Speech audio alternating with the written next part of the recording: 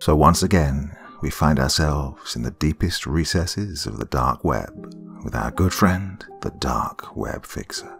Now, this is the third part of a series, but it works perfectly well as a standalone story. So if you haven't heard the first two parts, don't worry. You can go ahead and listen to this one. And hey, you've got some more listening to do this evening, haven't you? I should warn you up front, this one is a little bit more gruesome than the stuff I normally do, and more than the first two episodes. And if that sounds like your kind of thing, then go ahead, but if not, well, go and look in the back catalogue for something else to listen to, because this one is a little bit nasty in places. Well, it's time, once again, for you all to sit back and relax with your favourite drink, and listen.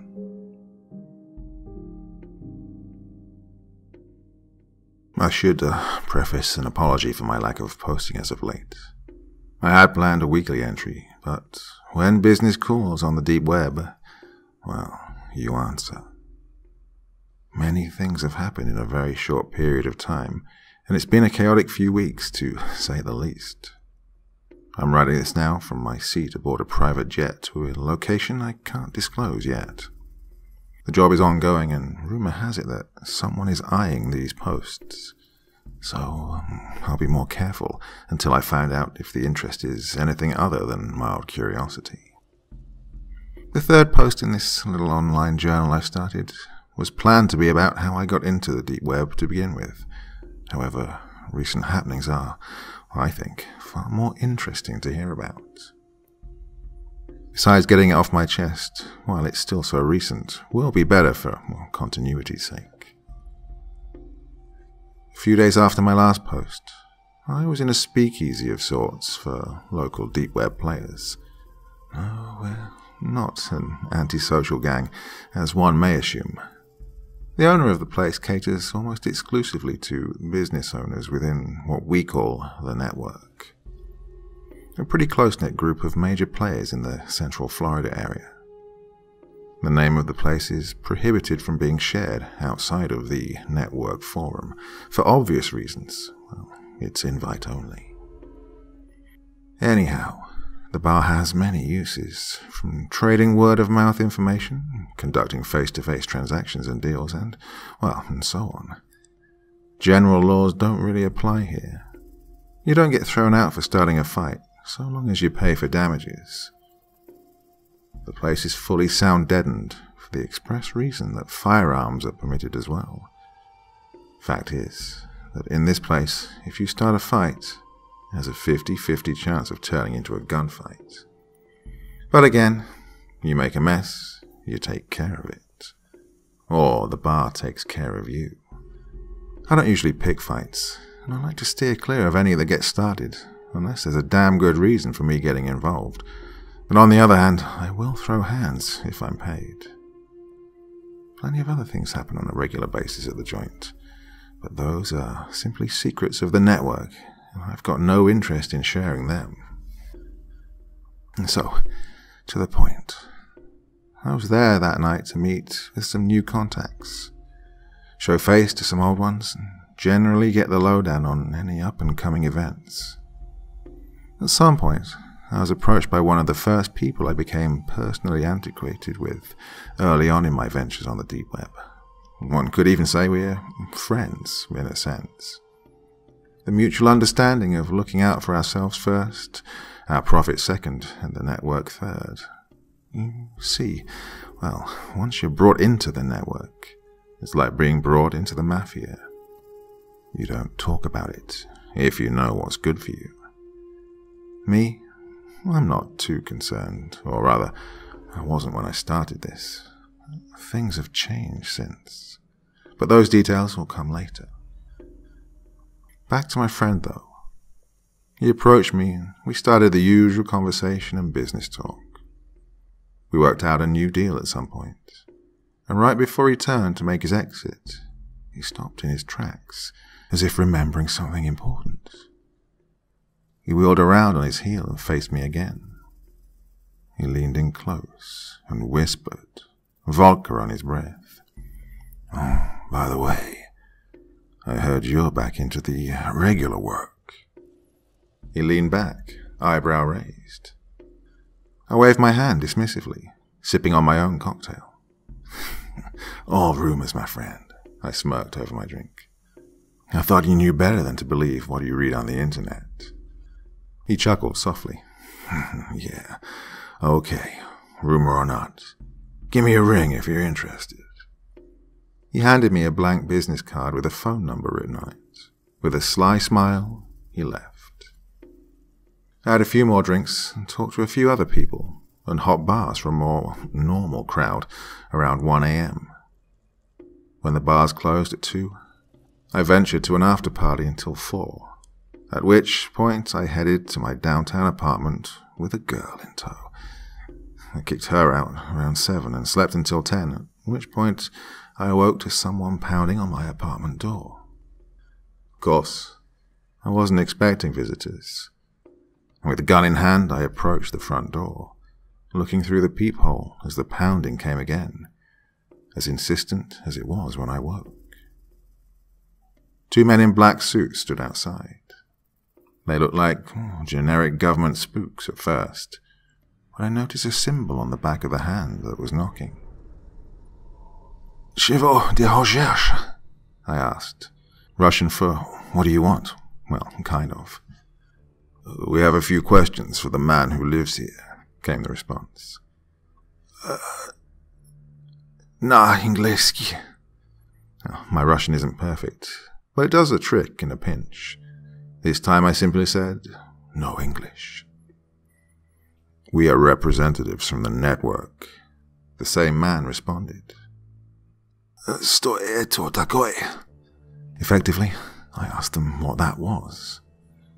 With network correspondence, outside of the bar I mentioned earlier, and the rare prepared meeting, it's standard practice to go through a series of questions and answers, phrases and code words and the like. There are a few other indicators that they are who they say they are before actual dialogue can begin. Bottom line was, I wasn't expecting anyone from the network to be contacting me in person. Regardless, they passed the usual tests, so I unlocked the door and let them in. Closing and locking the door behind them, I made no effort to hide the gun in my hand. It would keep them from thinking twice about making any sudden moves. I ushered them into my living room and offered a drink and a seat, to which they politely declined. I'd wrapped myself in just my robe to answer the door, and made them wait while I put on some regular clothes. So, I asked, dropping the Russian and pouring a drink for the hangover that I realized I had, what do you want so early on a Sunday? I settled down in one of the armchairs near the window, setting the gun down on a small table next to me. We have been sent as a proxy, one of them spoke up. Uh-huh. I raised an eyebrow. What could your employer, whoever he may be, want from me? Do they know I'm retired these days? They do. This isn't about a job. The man didn't break eye contact, hardly even blinked. He'd definitely been in some tight spots before. His companion, a much younger guy, was more on edge, eager even. I waited, sipping on the mimosa I'd prepared myself. We have information that you have leaked information regarding a sensitive subject matter. Do you have proof of these allegations? Do you understand the gravity of what you imply? I wasn't too disturbed. I was sure that sooner or later someone, somewhere, wouldn't be happy about information getting out. However, I had the feeling that this wasn't about my little online journal. The two of us do not. We are not privy to what it is about. Our employer has sent us to request a conference to discuss the subject. I rubbed my chin and swallowed all of my drink, thinking about it for a moment. Who might your employer be then? I asked, standing and moving for the kitchen, opening a cabinet out of the line of sight from the two men. I palmed a small vial of a powdery white substance, shifted it into my pocket, and proceeded to make myself another drink. I'm not sure I'm at liberty to say, the man responded. Shame, I said, walking back to face the two men with my hand in my pocket, slowly removing the lid of the small container. I don't think I'm all that interested in the matter then. Unfortunately, you do not have a choice, the man said, reaching inside his coat. In one motion, I pulled the vial from my pocket, held it in front of my mouth and blew, sending the powder flying across the room into the faces of the other two. The effects were instant when they inhaled the stuff. The man dropped the gun he was pulling from his jacket and fell to his knees, unable to control his limbs properly. "You new to the game?" I asked, raising an eyebrow. "Does the word subtlety hold any meaning to you?" I asked, as I set the drink down and leaned over them. They collapsed onto the floor, facing up to the ceiling, mouths open and closing like fish out of water. "You come into my house this time of day?" I let a few seconds pass as the drug took further effect. I turned to face the window, looking out over the cityscape. "Did your employer not tell you exactly who you were coming to talk to?" I sighed, turning back from my morning drink and casually walking back towards the kitchen to put the vial back where I'd gotten it. I don't anger easily, to be honest. I turned back to the men who were moving their limbs around like they were newborn babies. Not these days, at least. But when someone shows up at my door on a Sunday with such a serious allegation, it does a little more than irk me. I sighed, peering over them once more. "I'll find out who sent you." I smiled whimsically, knowing that I'll be satisfying my inner demons for the first time in many years. "So, you can choose to tell me willingly," I shrugged. "Or otherwise, it'll be your choice when the time comes." I sat down in my chair in silence, letting them fall into a deep sleep while they contemplated their life choices. After the deed was done, I rubbed my eyes and moved to use my laptop. I shot off a message to a couple of people I used to do a lot of work for back in the day.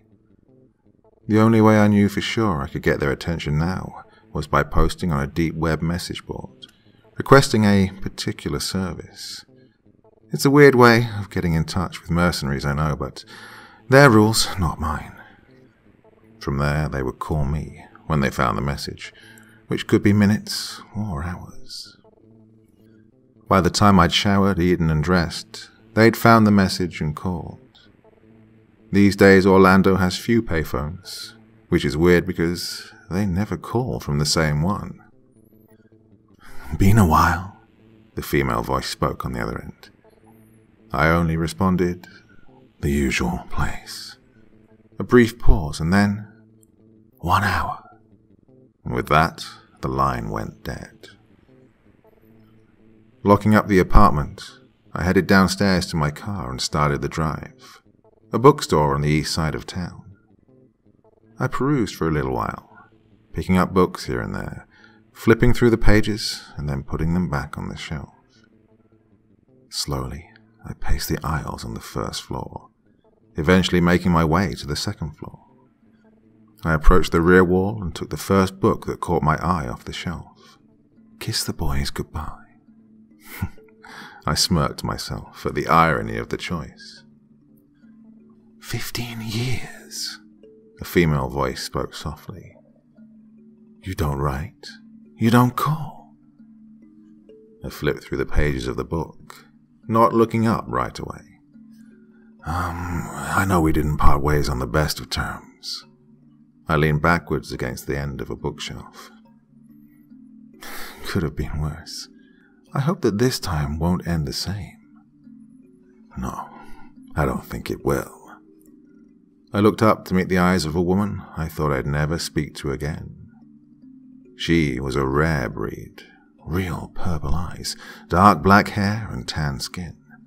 Absolutely gorgeous specimen of a human being. Never ceased to take away my breath. I smiled lightly, brushing off the somewhat awkward conversation. I'll offer the usual for an extended job." She seemed to consider the offer for a few minutes before nodding. "What have you got?" "2 men at my downtown apartment. I need them moved to a new location. Your pick, so long as it's out of the way. Call me at the usual number when it's done." "Should we expect trouble?" she asked. I closed the book and tucked it under my arm. Nah, I gave them a pretty solid dose of pure benzoyl powder. Should keep them out for a couple of days. I handed her the key to the apartment. "Help yourself to the liquor, if any suits your taste. Or anything else there, for that matter. It's no longer a safe house." I smiled lightly and turned to walk down the steps. I paid for the book and set off for home. I had regular business to attend to. When I got home, I sent my friend a message while I packed a number of very specific tools and sets of gear. We'll call him Vincent. "Vincent, I'm interested to know if your little job has anything to do with a new crew trying to muscle in on Orlando." I wasn't really in the mood for pleasantries. "Nothing escapes your information, Ned, does it?" His response was quick. I chuckled lightly to myself. "Well, I got a visit at my downtown apartment this morning by some of their goons, which is vacant now, if you know anyone in the market." He ignored the offer, as I expected. "Yeah, so I don't have a name on them just yet, but I know they're working with some quite distasteful people. I want to know details." I fired off one last message before signing off. "If you're in the mood for a show, keep an eye on this site. There'll be a broadcast within a day." I sent him a link to a site deep in the dark web. I shut down the computer and all the power to the house, aside from my security system and the air circulation. I had a feeling I wouldn't be home for a while. I'd packed only the essentials for myself, some clothes and toiletries, a couple different firearms, and a load of electronic hardware. I received a message from the Mercs that they were prepared, along with an address. Smiling to myself, giddy with sick excitement, I drove quickly to meet with them. Now, what comes next, I wouldn't say I'm proud of. But some things must be done in the name of maintaining power and balance. I arrived 2 hours later to some farmland far outside of Orlando. Several hundred acres with a large barn and small cabin nestled in a wooded area. I did not want to be disturbed by anyone or anything, while I conducted my business with the 2 men who'd come to threaten myself, and the men whom I had deep-rooted ties with. I met with the woman from earlier, and her partner. I've been calling them Mercs, but, well, they are contract killers. We used to work together before I started the shipping business. I didn't preform any kills. I've said before, the money isn't good enough for that kind of risk and pressure. I used to run intel for them. I'd gather info from people and stakeouts and so on. Long story short, we'd been partners of a kind. They hired me, I hired them. The back and forth was a good relationship. I hadn't used them in some time due to a job going south years ago. That and, well, my retirement. They have names, but don't use them. Never have. And their aliases are so numerous, I could literally pick any name and they would have used it. I do have their permission to use their call signs, though. One of them, at least. The woman will go by Ghost. The man will go by Reaper. The why and what for is less important. They told me they both had men in separate rooms currently, neither awake. I had them moved into the barn, bound and gagged in chairs bolted to the ground. We worked in silence. I setting up my equipment, and them taking care of our guests. I took my time setting up several computers, cameras, antenna, and general broadcast equipment. Now, I'm sure many of you have heard of Red Rooms. Well, I was about to host one. I needed information from these men, and they were going to tell me one way or another. I'd done this a time or two, well, the broadcasting at least. There are some sick and twisted people out there, and they look just like you and me. With everything in place in the barn, we left the Sioux for the night, retiring back to the cabin, planning on getting some sleep before a long day. The three of us taking turns on watch, in the unlikely event either of the two men woke. With morning cresting the horizon, I woke, swinging my legs from the bed and slipping into dress clothes, black slacks, a white shirt, leather belts, and nice shoes. I sauntered out of the house, rolling up my cuffs to just below the elbow. I made my way down to the barn and threw open the double doors. I clicked a single key on the nearest laptop and the whole set lit up, cameras turning on and cycling. "What's our count?" I asked mentally, preparing myself for the role I hadn't played in many years. 10,000, waiting and climbing, Ghost replied. I nodded. I see the name still attracts interest. No kidding. I nodded. Get things rolling. I hit a key on a separate system and music began to play. With a pep in my step, I pulled a black cloth face mask on and lifted it up around my nose. It covered my neck and the lower half of my face. I did this right before the lights cut off. The door swung closed, and I entered the camera frame as the recording light began to blink. Swinging my arms out to either side of me, a floodlight kicked on from overhead. "Welcome to my carnal house of horrors," I spoke, with a smile in my voice, staring directly into the camera. "Well, yes, it has been a very long time since my last appearance, and today will be mildly different from what you may be expecting. I will attempt, to the best of my ability, to fulfill your desires regardless." I pointed to Ghost, who stood out of view of the camera. She turned up the music to an obnoxious level. She would be operating all of the broadcasting equipment, set on a 30-second delay, as to give her enough time to mute anything that might be said that I wouldn't want people hearing about.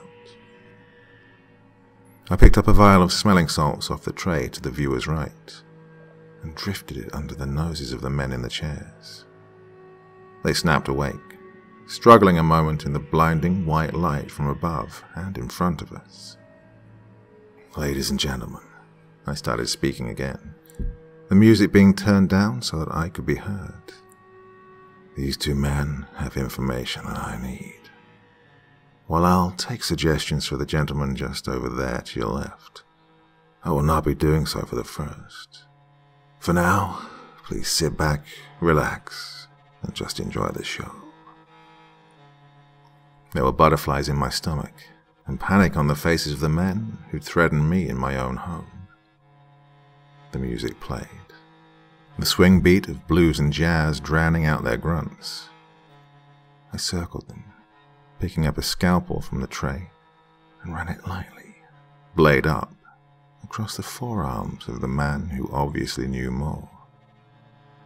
The younger man showed signs of being wet behind the ears, while the one who'd done most of the talking originally seemed far more knowledgeable about the goings-on. I turned back to the camera. "There will be bits of audio you viewers out there can't hear." I twirled the scalpel between my fingers.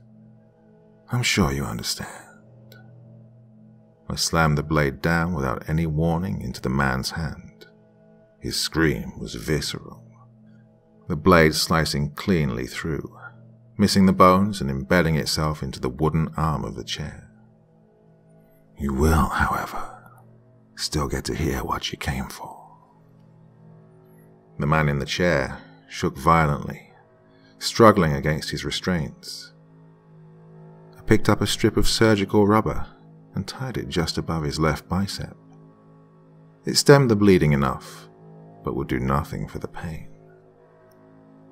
"So, before we go further, Would you care to tell me what you know? I asked, leaning my hip on his right shoulder as I pulled on a pair of black latex gloves. The man only looked up at me with hatred in his eyes. I shrugged. I thought not. But before you get your hopes up about being rescued, I have something to share with you. I set the book I'd gotten from the bookstore down on the floor in front of him. Let me explain. This book is about how the United States left its men to be tortured and killed at the hands of the Viet Cong after the war in the 60s. Do you think your organization would even spare a passing thought for you? I asked, squatting next to him. You were not picked up by the cops or the feds, so they won't worry about you talking. Just strengthen their defenses. This is your one and only chance to tell me what I want to know. It was obvious the man held hope in his eyes still. I nodded and picked up a stick of dried bamboo and chopped long slivers off of it. You know, the Viet Cong had some pretty interesting methods of torture, I mused, setting 5 slivers back on the table.